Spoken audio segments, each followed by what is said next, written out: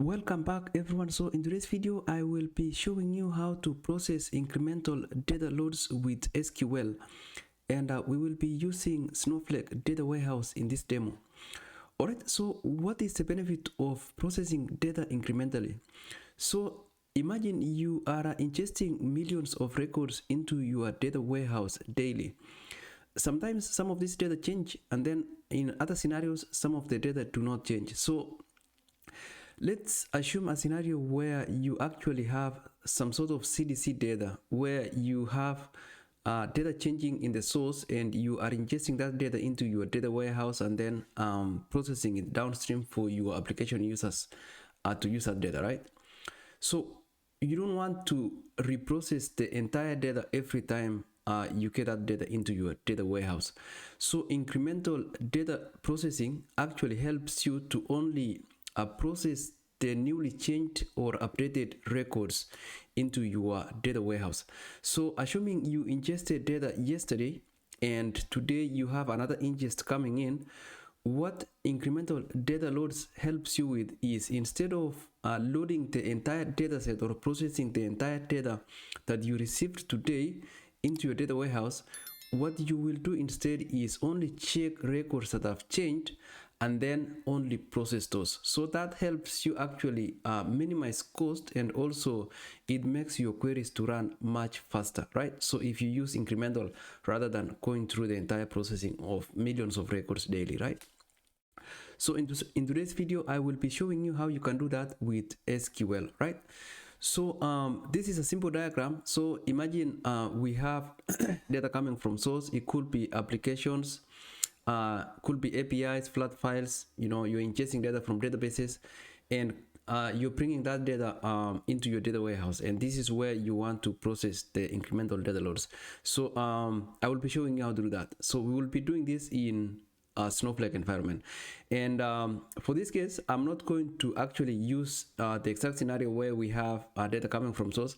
I will just create the table in Snowflake, and then I will show you how you know, the incremental data loads can work with SQL.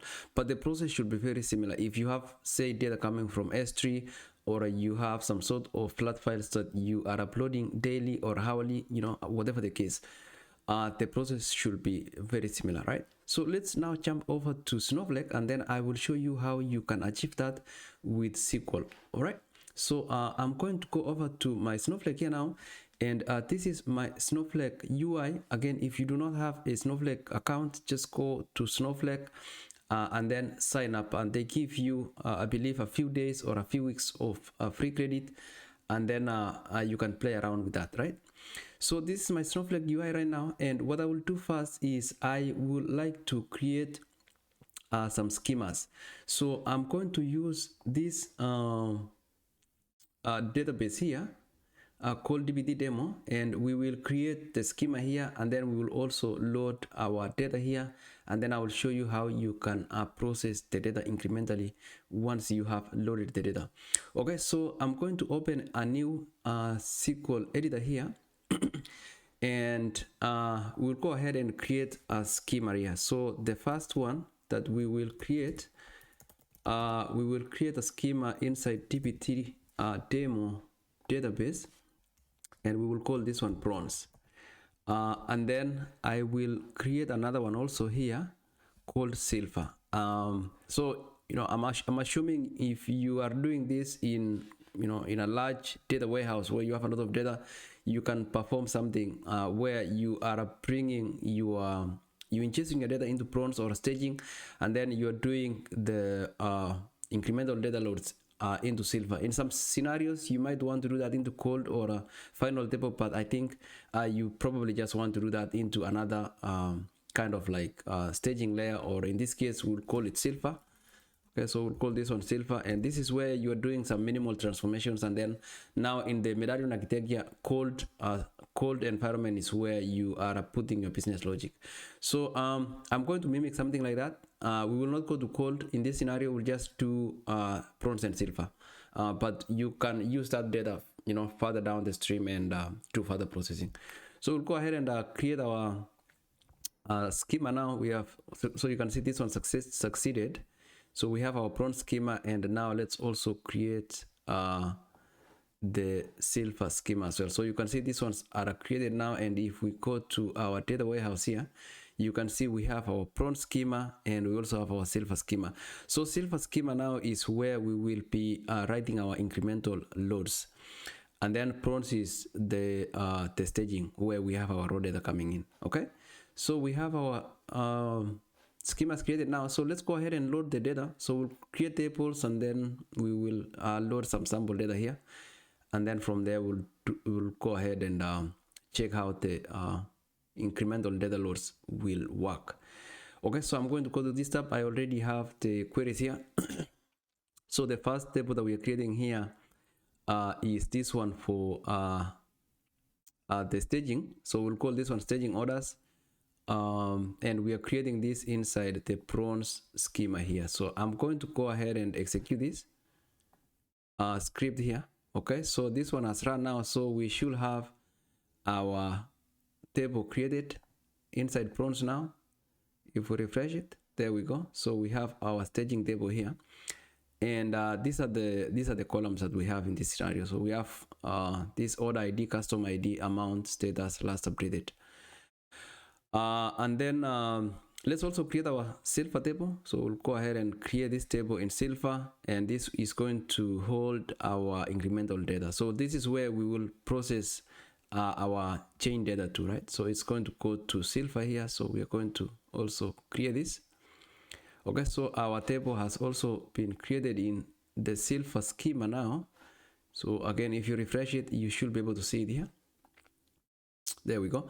Now let's now do our initial load, right? Or initial data load.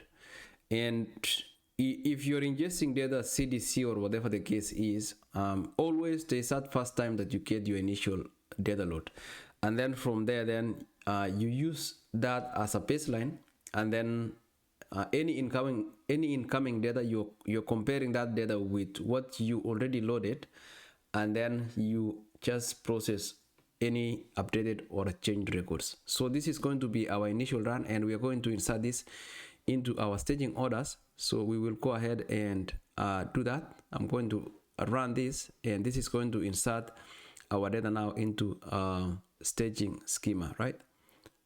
A prawn schema under staging orders. And let's go ahead and actually run how this one looks like. So we'll just do basic select on this. Let me switch this one to prawns here, and we are going to do stg orders. So just to see that the records have been inserted. Okay, so you can see we have 5 records here now, so 1 through 5 for the order IDs, and we have our initial run updated in our staging orders. Now the next thing that we want to do is to run our incremental processing. So for this one, we will be using a match statement.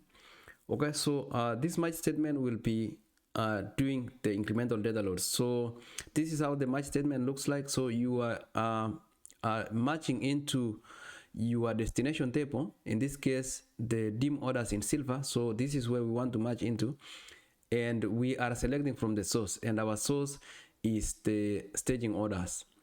So basically the table that we just inserted the data to. So this is where our data will be getting updated or appended to. Okay, so we want to get the data from there and then match it into our silver table, which is this one here. Okay, so we are matching into using this, and we are basically selecting everything from the staging table, and we are filtering for where last updated timestamp here. So last updated, this is a field here. So we are using this to only get the change records, right? So for your data, it has to have some sort of a date field, and this date field is going to show when that particular row was updated. So in this case, this row was updated this day, this one was this day, and this is going to be crucial for our incremental data loads. If this field is not available, and if this is not a truly updated field, then your incremental loads may not work as intended. So you want to make sure that the field that you use actually captures the changes in the source, because that is what is going to tell you a merge statement that this record is a truly changed updated record. Okay, so so we are basically now comparing, we are filtering where last updated at is greater than what we have in our destination, right? So select max last updated at from dim orders. So that is what's happening here. So basically you're getting the maximum last updated at in your destination table, and then you're going into your source and getting only the records that are greater than it. So that means that you're only getting changed or new records. Anything that is greater than what we have in the last time we processed this file is what we want to load into our destination now. Okay, so that means that if again this the records that you get from your staging, if you have a record that was updated and the last updated field is not properly reflecting that change, then it's not going to end up in your destination. So you just want to make sure that this field is actually updated. Okay, and so we are just doing the merging here. So we are merging into, and we are using the ID for that to compare these two tables.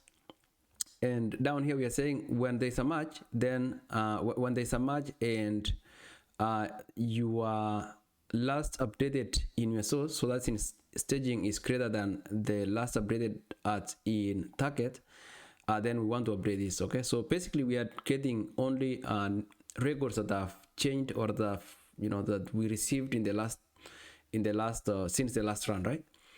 And so if this condition matches, then we are doing update for this. So we are updating our destination. So you can see the custom ID now gets the source, and the amount in our target gets the amount from the source, and the status gets also the same thing, right? So we are updating whenever there is a match.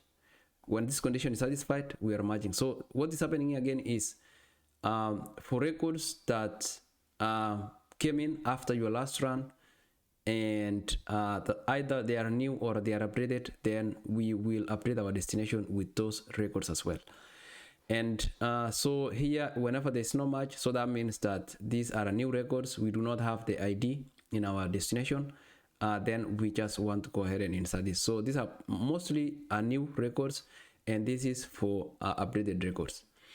Okay, so this is what our merge is going to do. And now if you go here, so this is our this is going to get our the data in staging, right? So let's check. I'm just going to open another window here, or another tab here for silver, right? So we will check this. We'll go to silver here. So if we go to dim orders here in silver, we should not have data here because we have not run anything so far. Okay, so this one is empty. So let's go back to our match now, and if we run this, what it's going to do is, because we don't have anything in our dim orders in silver right now, and this is going to be our first run, so what's going to do is, because it won't find anything in our target table in silver, it's basically going to get all the records from staging and load it into silver, right? So that is going to be our initial run as well in silver. So let's go ahead and run this. Okay, so you can see we loaded all the entire records. So the number of rows inserted here, we have 5 records added. And if we go back to this now, you can see that we should have all of the records now loaded. So this, the records that we have here should match what we have in staging. So this is going to be our initial run. It's basically matching everything we have in staging. So that is awesome. And now let's go ahead and load some additional data records into our staging. Okay, so assuming now the following day we have new CDC data coming in, and we want to now process only those records. So for this second run, I am not going to delete staging. I'm just going to append these records. So we assume that the data that you have in your staging is going to be append only, but it doesn't matter. It can also be truncate as long as this field has changed. It's going to compare still with our target data. So again, I'm not going to delete the records in staging. We're just going to update it. You might end up having some duplicate order IDs for this, which is okay in this scenario. It's staging anyway, we are landing our data there, so it doesn't matter. So we'll go ahead and run this second run now. And in this second run here, you can see that for order ID number 2, we are updating this. So let me actually scroll down here and I will show you, because we have the first run here. So for number 2, initially we had pending for the status, but here this one is changing to shipped, and this is the date for that. It changed on this date to shipped. And then for ID number 3, here we have processing, and it's also changing to shipped. We have ID number 5, it was cancelled before, and now it's changing to processing. And then now the rest of the other records are the new coming records. So ID number 1006 and 1007, these are new records. So what we expect when we run our merge statement is that the destination in the dimension table in our silver, this is the record that has ID number 2 is going to change and get updated to shipped. The same thing with number 3, number 5, and then these 2 new records will be appended. Now, if you go to the staging here, because we added 5 more records, we have 10 records now here. So we will have 10 records. So you'll see here, we have 10 records and some of them are duplicates. So like ID number 2 here, let's see if we order by order ID, right? So if we do that, you can see now that we have like this one, we got a new record, right? And the new record that came in, so previously it was pending and now we have a shipped. And then we also, for number 3, previously we had processing, it's now shipped, and all of that. So this is just, it has all of the history. Now let's go ahead and do the incremental load and see if Silver will be able to pick only the changed and updated records instead of doing the same thing that we did here in staging, right? So let's go back now into our merge statement here, and we are going to run our merge statement again. So what is going to happen in this second run now is that because we already have data in our dimension table, which is the destination, and we are selecting only the changed records in this condition here. So what's going to happen is it's going to select our prawns and compare last updated at field against what we have in our target. And we do know that there are some records that have changed and with last updated greater than what we have as maximum in the last time we ran, right, in our dimension table. So we will get some change records here, and it is going to actually apply this. So for this condition here, we are going to update. So it's going to run the update here. So if we check our load here, that when merged, it's going to update these 3 records. And then for the last condition here, where there's no merge, it's going to insert the records that we have, this one here. So we expect to see probably 3 updated records and 2 inserts. So let's go ahead and do that and see what happens. Okay, so we'll go over here and we are going to run this again. So we are going to run this merge statement here. And as you can see, we do have now here in the number of rows inserted, we have 2 of them because we had 2 inserts, 2 new records coming in. And then for the number of rows updated, we have 3 of them, just like I mentioned right there. Okay, so you'll see here we have 3, and then we have 2 new records. So if we go now to our dimension orders here and run this table, you will see that we have 7 records. And the reason for this is because originally we had 5 records, and out of those 5 records, 3 of them were updated. So you see ID number, let me actually order this by order ID. Maybe that will make it more clearer. So let's run this. So you will see ID number 1, we didn't touch it. ID number 1, we didn't touch it, and it's still as it was, right? And you can also see the date for this. For ID number 1, it is still the same. ID number 2, however, we changed the status. So it's showing a shipped, and originally we had it as pending right here. And the original date was this one, but we upgraded this to shipped right here, and the new date is this one here. So let's check that if that's the case here.